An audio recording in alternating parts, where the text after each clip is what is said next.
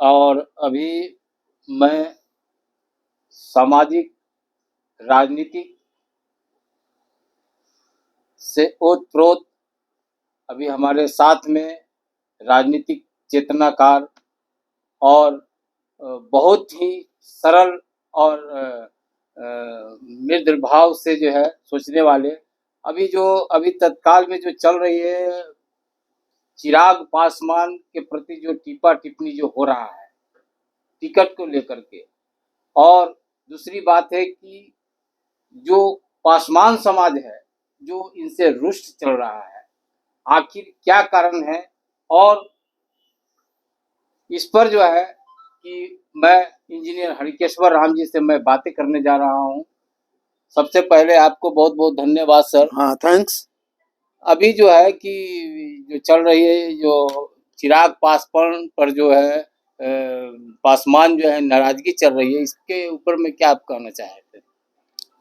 देखिए, चिराग पासवान से नाराज पासवान समाज नहीं है। स्पष्ट है कि जो आम पासवान लोग हैं जिनको राजनीति से कोई लेना देना नहीं है, ठीक है, जो सिर्फ वोट देना जानते हैं, वो चिराग पासवान से नाराज नहीं है, इसलिए कि उनको कोई फर्क नहीं पड़ता है कि टिकट किसको दिए। ठीक है, पासवान लोग तो कर रहे हैं सर कि स्वाभिमान पर जो है कि नहीं, ठीक है। तो जो मान लीजिए कि जो पॉलिटिकल लोग है, जो सामाजिक कार्यकर्ता है और जो किसी न किसी पार्टी में दूसरे पार्टी में है, तो वे उन लोगों का कहना है कि चिराग पासवान ने समझिए कि दलित बहू के नाम पर मतलब जो संभ्रांत फैमिली के बहू को जो है पर स्थापित करने का काम किया है। मतलब दलित बहू बहू है, बेटी है दलित का, और वो बहू किसका है? संभ्रांत फैमिली का। ठीक है, तो दलित बहू के नाम पर अब टिकट दे रहे हैं, लेकिन असल में वो प्रतिनिधित्व हो रहा है दूसरा का। इस कारण से लोगों में, खासकर जो पॉलिटिकल लोग हैं, जो सामाजिक लोग हैं, एक्टिविस्ट लोग हैं, उनमें थोड़ा है, लेकिन आम लोगों को इससे कोई फर्क नहीं पड़ता। इसलिए उनको लगता है कि हमको क्या अंतर पड़ेगा, उसको टिकट दे चाहे उसका टिकट दे, मेरा स्वाभिमान, मेरे जाति का बड़ा आदमी अभी चिराग पासवान है, और इसलिए चिराग पासवान को मान लेके हम लोग करेंगे। ये लोगों की सोच है। लेकिन सही बात ये है कि चिराग पासवान अपना मन से टिकट नहीं दिए। अगर अपना मन से टिकट दिए रहते तो एक बात होती। चिराग पासवान ने दबाव में आकर, आरएसएस के दबाव में, क्योंकि किशोर कुणाल आरएसएस के आदमी है, और आरएसएस के दबाव में आकर उन्होंने टिकट मान लीजिए कि इसको दिया है अशोक चौधरी के बेटी को। ठीक है, तो अब सवाल उठता है कि भाई, हम जिसको समझ रहे थे कि मेरा स्वाभिमान है, किसी से डरने वाला नहीं है, शेर का बेटा है, और वो किसी के दबाव में झुक जाए, तो बताइए उस आदमी को भला पासवान समाज क्यों पसंद करेगा? अक्सर चिराग पासवान कहते थे कि मैं शेर का बेटा हूं और मैं कभी झुकूंगा नहीं, शेर की तरह धरूंगा, मगर आरएसएस के सामने नतमस्तक हो गया। इसका तो इसी कारण से जो बोलते थे कि मैं शेर का बेटा हूं, तो इसीलिए समाज के लोग उसको ताली पीटते थे, नहीं अच्छा बोल रहा है, ये ठीक लड़का, अच्छा है, बहादुर लड़का है, हमारे समाज का है, बहादुर है, स्वाभिमानी है, तो हम लोग को इसका साथ देना चाहिए। तो अब मान लीजिए इनका स्वाभिमान तो है कि आप कैसे गिर गए, आप क्यों मान लीजिए झुक गए उसके सामने, आप टाइट क्यों नहीं हुए, आप क्यों नहीं टाइट हुए? आपको टाइट होकर अगर कहते नहीं हम इसको रिजेक्ट करते हैं, हम अपना कार्यकर्ता को देंगे, हम आपके दबाव में नहीं आएंगे, तो उसको जनता और हाथों हाथ लेती और समझती कि मेरा स्वाभिमान शिखर पर है। अब आज क्या है कि पासवान समाज समझता है कि हमारा शिखर को गिरा रहे हैं, हमारे स्वाभिमान को इन्होंने गिरा दिया, और जिसके चलते काफी मालिक जो है ना लोगों में अभी नीचे पहुंचा नहीं है, अभी लोग इस चीज को समझ नहीं रहा। लेकिन जिस दिन समझ जाएगा कि इन्होंने दबाव में आकर आरएसएस के लोगों को टिकट अब दिए हैं और हमारा नेता झुक गया आरएसएस के सामने, हमारा नेता नीतीश कुमार के सामने झुक गया, ये जब मैसेज चला जाएगा, जो समझने लगेगा, तो इनको बघिया उधेड़ देगा और इनको नेतागिरी सब खत्म हो जाएगा इनका, चिराग पासवान का। क्या लगता है सर, जो मैंने चुनाव, लोकसभा का जो चुनाव है, उसमें पासवानों की भूमिका क्या रहेगी, माने चिराग की तरफ रहेगी और उनसे जो जिस तरह से जो देखिए अपमानित हुए? देखिए गुस्सा जो जो एक्टिविस्ट लोग है ना, और आपको बता देखिए गुस्सा इसलिए है कि आपने देखा होगा कि पिछले साल जो है ना जाति जनगणना हुआ था, गणना हुआ था, ठीक है। तो उसमें शेड्यूल कास्ट की आबादी 20% आई थी, ठीक है। तो 20% के हिसाब से टोटल सीट शेड्यूल कास्ट का निकलता है 40 में 8, ठीक है। लेकिन रिजर्वेशन वास्तव में है 6, ठीक है। तो अगर पार्टियों को चाहिए था कि भाई इसको 2 सीट हम एक्स्ट्रा दें, जैसे आपको करते हैं ना कि भाई जिस जाति का पॉपुलेशन जितना है, जैसे जादव का है, तो जादव को तो बिना रिजर्वेशन का देते हैं ना, लालू जी देते हैं कि नहीं देते हैं। फॉरवर्ड क्लास का मान लीजिए बीजेपी देता है ना बिना रिजर्वेशन के। तो उसी तरह से शेड्यूल कास्ट को 2 एक्स्ट्रा सीट पर दे सकता था, लेकिन दोनों सीट पे एक्स्ट्रा सीट पर दिया नहीं। और लोगों ने 2 आदमी तो तमाशा कर दिया, एक लालू यादव ने तमाशा कर दिया, एक चिराग पासवान ने तमाशा कर दिया।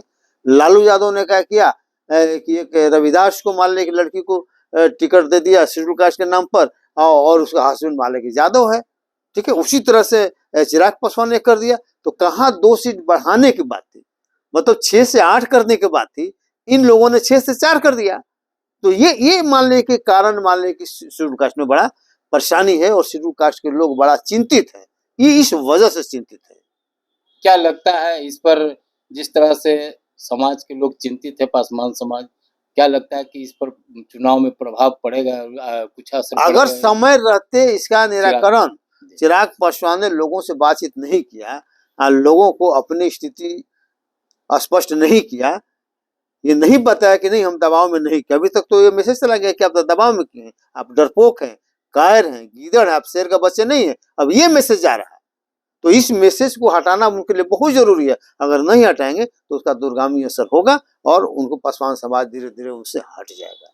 पासवान समाज भी बहुत तरह के अपने गांव में, जवार में और भी अपनी जगह जगह जो है कि चिराग पासवान का विरोध कर रहे हैं कि जो जिस तरह से वो झुकने का माने आम लोग अभी नहीं कर रहा, अभी आम लोग नहीं कर रहा। मैं बता दिया ना कि जो पॉलिटिकल लोग हैं जिनको टिकट चाहिए था, मान लीजिए जिसको अनुमान है कि हमको टिकट देगा, नहीं टिकट दे तो उसमें नाराज है, तो उससे आम लोगों को क्या मतलब है। आम लोगों को तो सिर्फ इतना ही मतलब था कि हमारा नेता झुके नहीं, इतना ही जानता है कि हमारा किसको टिकट दे किसको नहीं टिकट दे, उससे कोई मतलब नहीं है। हमारा नेता है और हमारा नेता स्वाभिमानी होना चाहिए, हमारा नेता किसी के सामने झुकने वाला नहीं होना चाहिए। वैसा लीडरशिप वो देखना चाहता है और उसको दिखाई दे भी रहा था।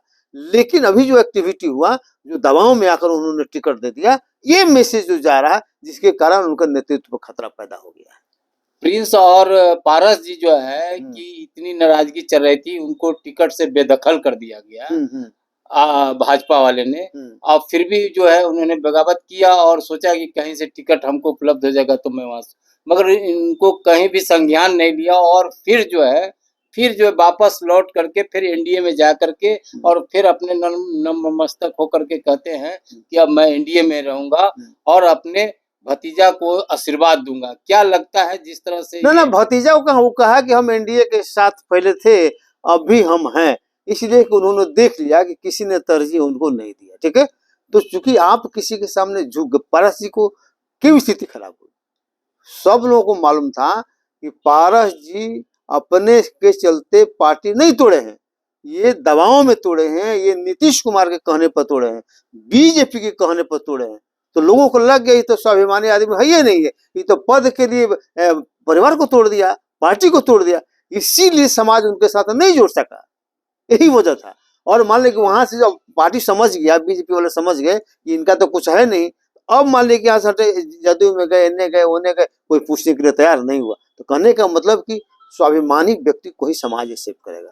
तो स्वाभिमान वो गिराए थे, आज फिर मान लीजिए स्वाभिमान चिराग पासवान गिरा रहे हैं, जिसके कारण हो सकता है कि इनके साथ में दिक्कत हो। देखिए चूंकि कभी भी हम लोग स्वाभिमान को गिरा के राजनीति नहीं करने देखना चाहते हैं कि हमारा नेता स्वाभिमान गिरा के राजनीति करे, किसी के सामने झुके, ऐसा पासवान समाज नहीं चाहता है और वो कभी पसंद नहीं करता। क्या लगता है कि पारस जी का आशीर्वाद चिराग पर रहेगा या उससे वो अंतर नहीं पड़ेगा, पारस जी आशीर्वाद रहे नहीं रहे, अब चाचा भतीजा हैं, लेकिन उससे कोई फर्क नहीं पड़ेगा, क्योंकि ये तो रिजेक्ट पहले ही हो चुके हैं। अब उसको रिजेक्ट के बारे अगर नहीं सुधरे चिराग पासवान तो भी उनको भी समाज रिजेक्ट कर देगा। अभी आप जैसे कि अभी इंजीनियर हरकेश्वर राम जी ने बोल रहे थे कि जो स्वाभिमान के प्रति जो है कि चोट पहुंचेगा, तो चिराग को भी जनता जो है कि आस्ते आस्ते उसको भी साथ छोड़ना स्टार्ट कर देगा। और यदि स्वाभिमान को बरकरार रखेंगे तो उनके साथ जो है पासवान समाज रह पाएंगे, वरना जो इनके साथ भी जो जिस तरह से आज पारस जी के साथ हो रहा है, फिर उसी तरह से चिराग के भी साथ होगा। आप देखते रहिए, यदि वीडियो अच्छा लगता है तो लाइक कीजिए। जय भीम। जय भीम। चलिए, ठीक ना सर? हाँ।